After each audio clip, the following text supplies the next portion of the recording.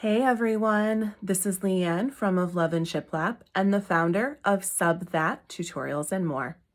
Please be sure to subscribe to our YouTube channel so you never miss out on any new videos.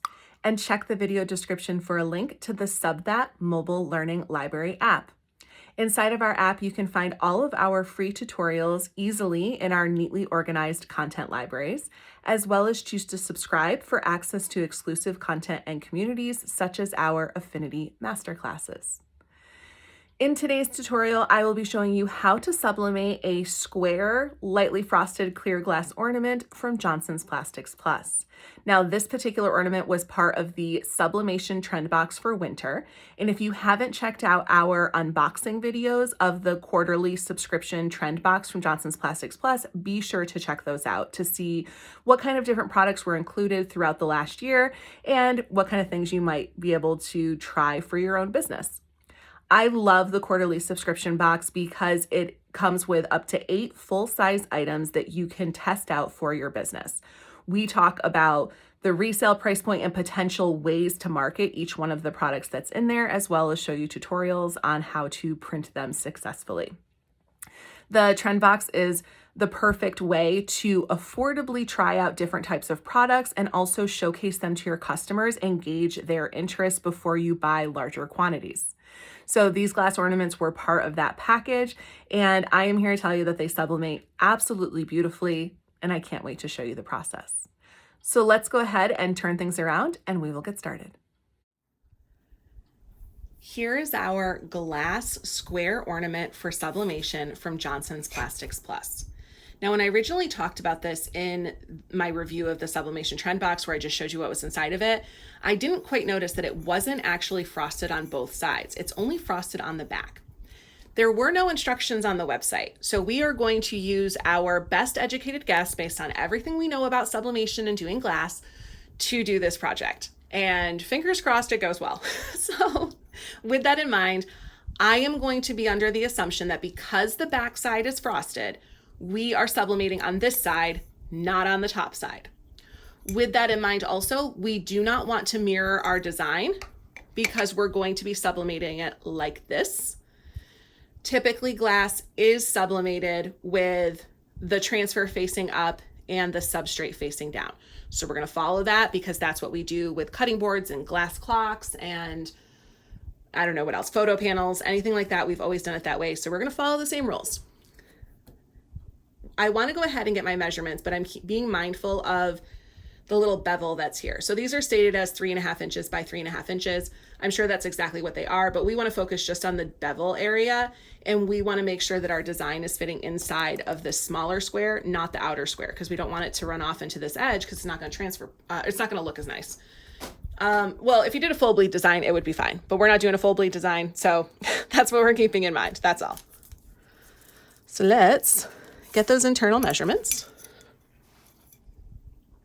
So if I line that up right on that bevel to that one, we get 3 1/8. Should be the same on both sides. Oh, it never hurts to double check. Yes, 3 1/8 by 3 1/8. So I'm just going to put 3 1/8 to the power of 2. Let's go ahead and set our design up in Affinity Designer. We are working in Affinity Designer version 2.0 today. Everything that we are doing, you can do in version 1.0 as well. We will start by opening up a new document that is set to the page size that we plan on printing on and in the orientation our printer will be printing. Because this is a small design, we can print this right on a letter size piece of paper. Come to File and then New or New Document. And you can choose to select the letter size from Press Ready or Print Ready in the Document Setup panel. Now, the Document Setup panel does look a little bit different if you are using version 1 of Affinity Designer, but everything is still there and in the same place. One of the things you want to look out for is that the preset is set to CMYK as the color format. You can click on your color tab and then select the color format, RGB/8, followed by the color profile, sRGB IEC 61966-2.1. This is going to be the color profile you use for setting up your document to print, except for if you're having color issues with a Mac. And this is truly specifically to Mac computers. They are known for having color output issues. If you are having issues with your colors on Mac, you will choose the Adobe RGB 1998. That is the older color profile for this color format. And with some Mac computers, it does tend to work a little bit better.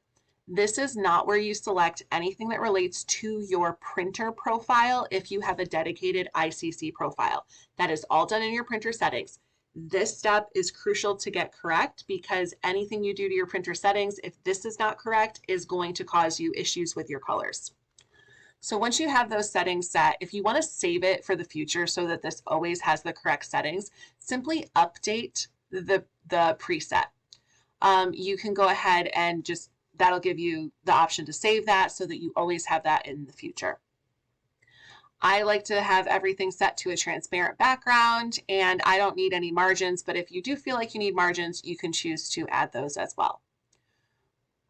Click Create once you have all of your settings in place. Next, I want to create a box with my rectangle tool that represents my measurements that we got for our glass ornament. I'm going to come to the Tools panel on the left side of the screen and select the Rectangle tool.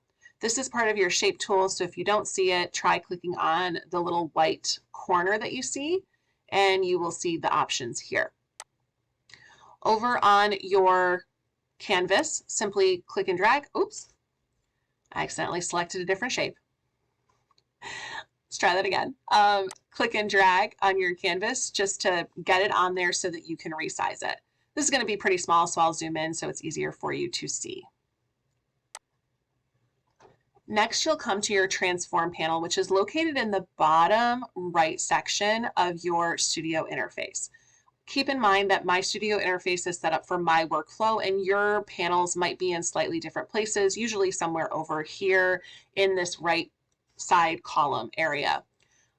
I do keep my I do keep my Studio interface always set up this way in every single video for years now. So if you happen to model your studio after mine, you will find it easy to follow along and not have to necessarily look for those panels, especially if you are new.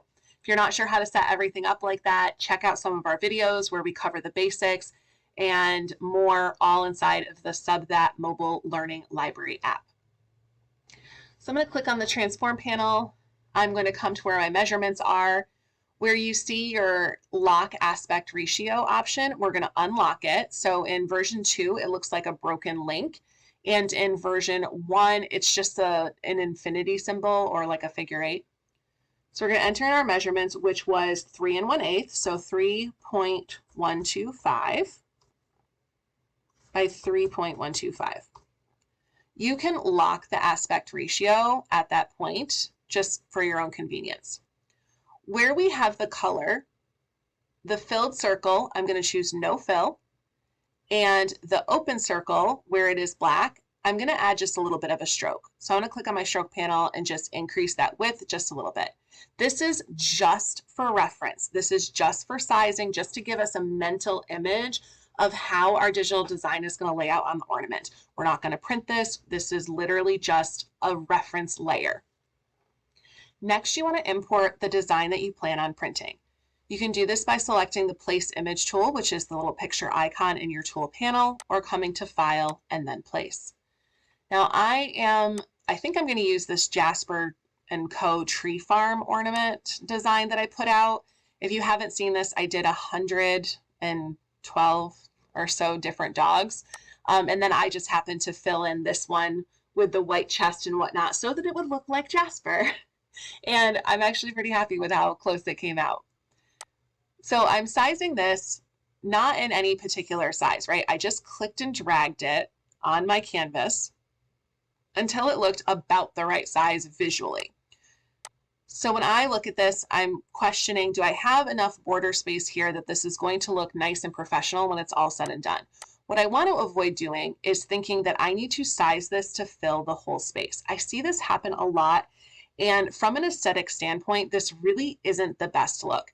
And if you're not sure if it's the best look, consider just adding that second boundary box to represent the beveled edge. So if we click on that rectangle, duplicate, come down to our transform panel, enter in 3.5, and then just center that. Select my magnet icon so we can easily center things. There we go. This gives you a good visual. Does this look bad? No, absolutely not. But I think that it looks more professional when there is a little bit more of a border right in this area. And any product that we make, we want to look at that professional aesthetic and try and resonate that through our handmade products, because that truly is the difference in people paying top dollar for something that we make and people haggling us over the price. All of the little details, like paying attention to the size of a design on any product, actually do matter when it comes to customer spending. I believe in helping you guys be as successful as possible with your products and making sure that you are sizing everything with that mindset of how can I make this look most appealing, most professional, most unique, most high quality, so that customers are going to pay the higher price tag for it. So little things like that make a huge difference. Now, honestly, the border that is around the three sides is actually not bad. It's really just the bottom one that's too close. If I move this up though, I'm losing too much of the border. And now once again, I'm a little too close to that top. So I am going to shrink this down just a little bit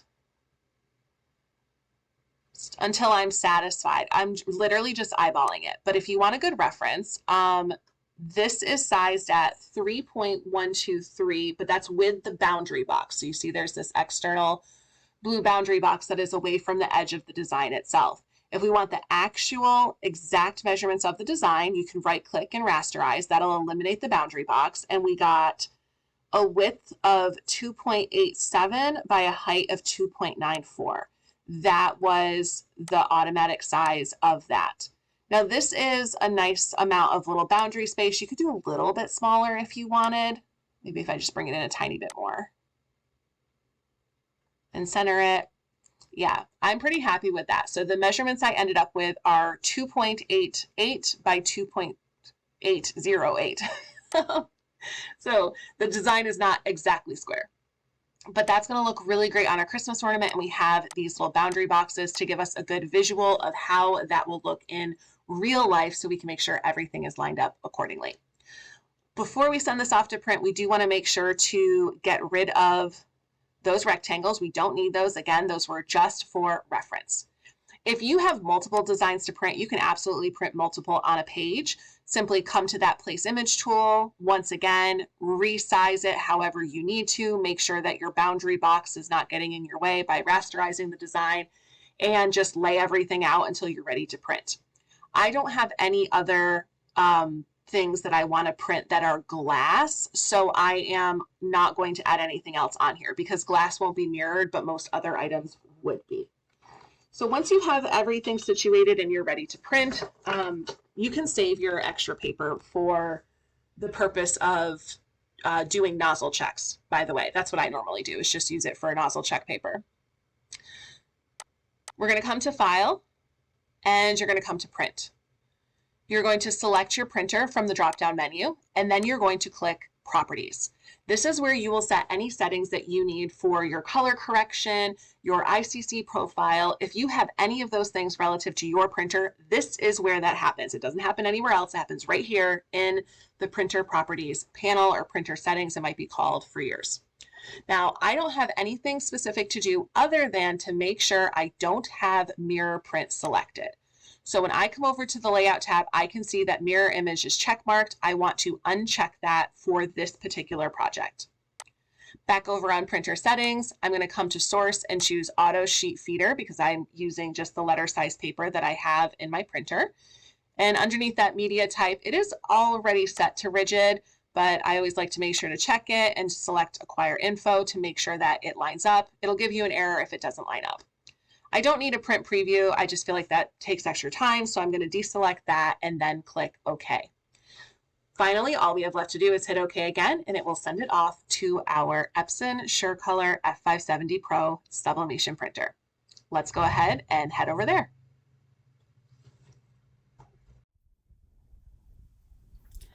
We're going to go ahead and use that boundary box that we created as our guide to center align our ornament.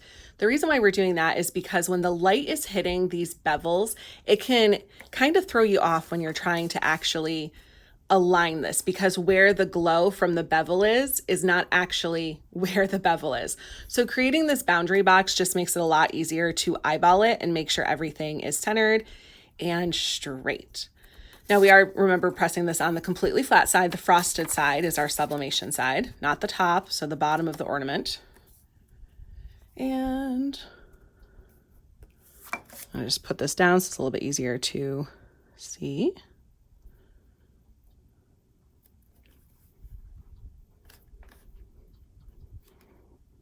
Okay, I think we are about even. Let me get a little closer.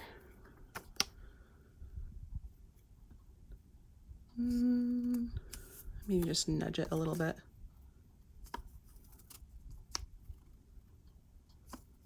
Okay, so once you're happy with how centered it is, we're gonna get just 2 pieces of tape. Make sure you're holding it nice and tight so it doesn't shift all around. We're gonna put one and then just rub it along the edge and have it go out. You wanna try and avoid having it actually touch over the ink part of the page if you can, meaning when you fold it over the back. And 2 pieces of heat tape should be fine for this. So just like that, we're ready for Blue, the Fusion IQ.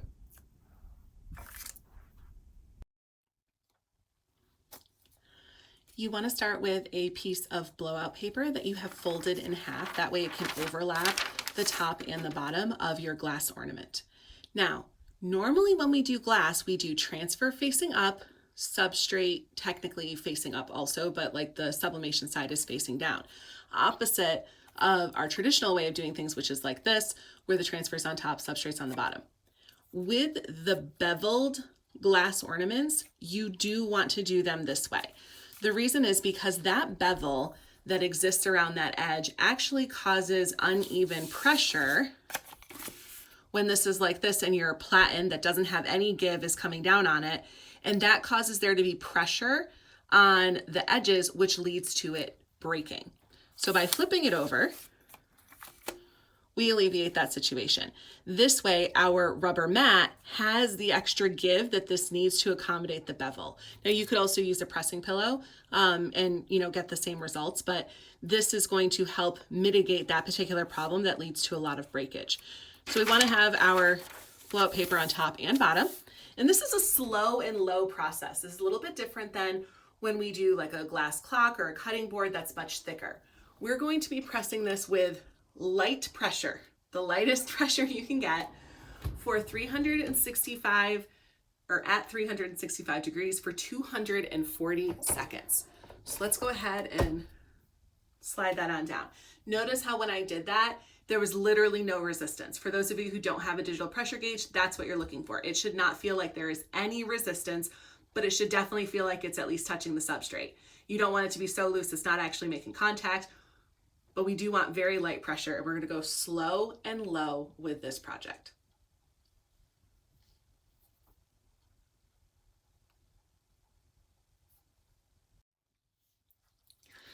All right, so I'm popping back on. We got just over 60 seconds left. You're definitely gonna want a heat glove or 2 heat gloves when it comes time to pull that off, because the glass will be very warm.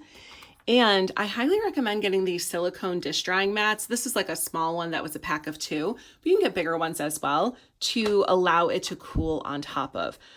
These I think just came from Walmart, but I'm a big fan of using the silicone because they don't take up a lot of space and you don't have to worry about it absorbing the sublimation ink. If you use something that's like a fabric, that's always a risk. That's never ideal. So we have got 30 seconds to go here. I'm excited for how this one is going to come out. I broke 4 so that you guys would not have to. Let's put it that way. Trying out different time, temps, and pressures since there was not instructions provided with this. And trying to navigate something like that really just comes down to leveraging your knowledge of sublimation and using it accordingly for your different projects. So I'm gonna go ahead and tip you down so you can see this come on out.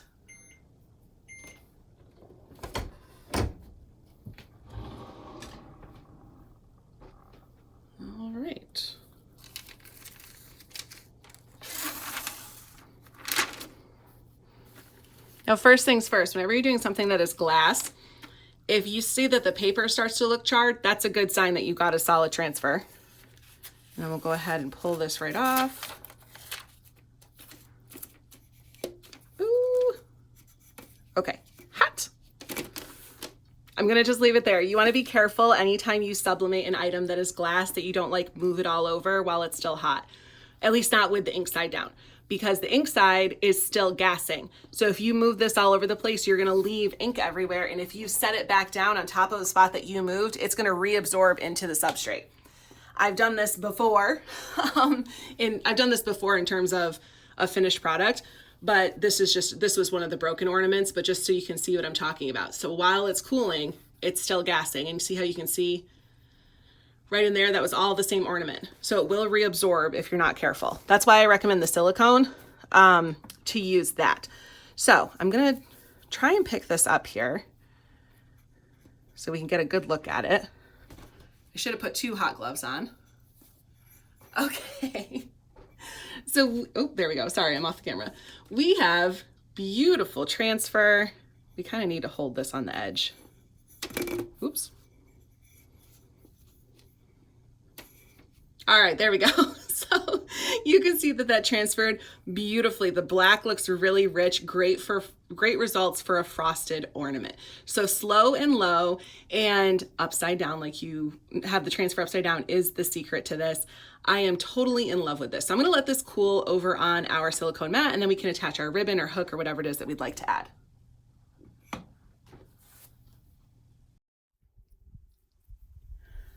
Once your ornament is completely cool, there is ribbon that comes with them, which you can attach. Now, the red ribbon is just, perfectly simple, perfect for the holidays, but you could also choose to do different ribbon or even do a really nice hook if you wanted to. Now, I do actually really like the red ribbon with the glass ornament. So we're just sliding it through the hole, get it nice and even, and then tie a knot at about the length that we would like it to be. I want mine to be a little longer.